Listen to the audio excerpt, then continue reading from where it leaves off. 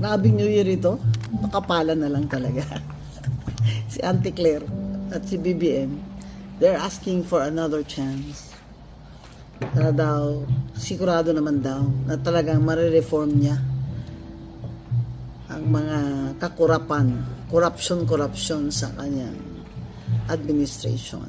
Oy, walang second chance sa pagka-presidente. Ano ka ba, Vangag? Ba't ka tumakbo-takbo na hindi mo kaya? Di ba sinabi ko na yan noon?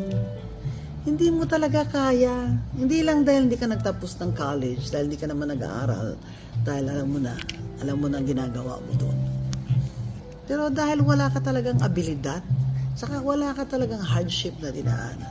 Wala kang trabahong tinapos, wala kang project na legacy, wala kang pinakitang kabutihan na talagang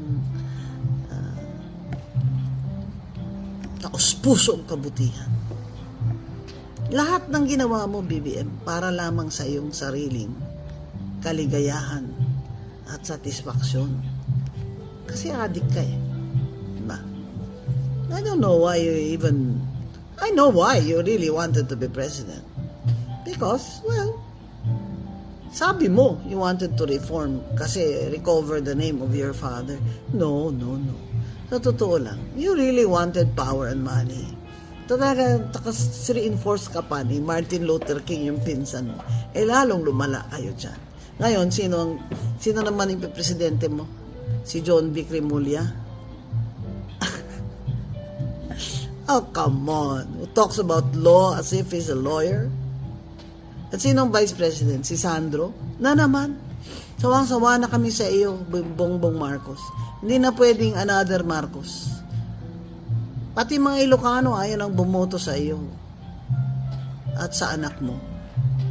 Vice President, si Sandro? Isa pa? Anong sabi ni Manang Amy mo? Lahat kayo nagko-cocaine, pati si Sandro. Pati mga anak mo, lahat ng mga anak mo.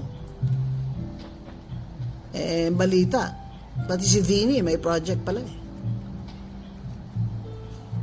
May mga ano lang sila, dummy. Grabe.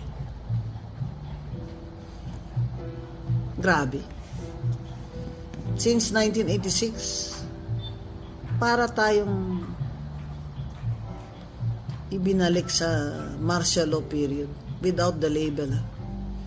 Na ninakawan tayo, nanikawan ng todo, mga crony, mga best friend, nandyan sa mga department heads, BIR, godson niya, inaanak niya. Kaya naman hindi niya talaga matigil. Kung hindi niya inutusan, hindi niya matigil. Kasi very, very close sa kanya. Yan ang problema. Mga wrong decisions. Basic eh. You just don't have it, BBM. Why don't you just make our new year happy and resign? No second chance. No second chance for you, BBM.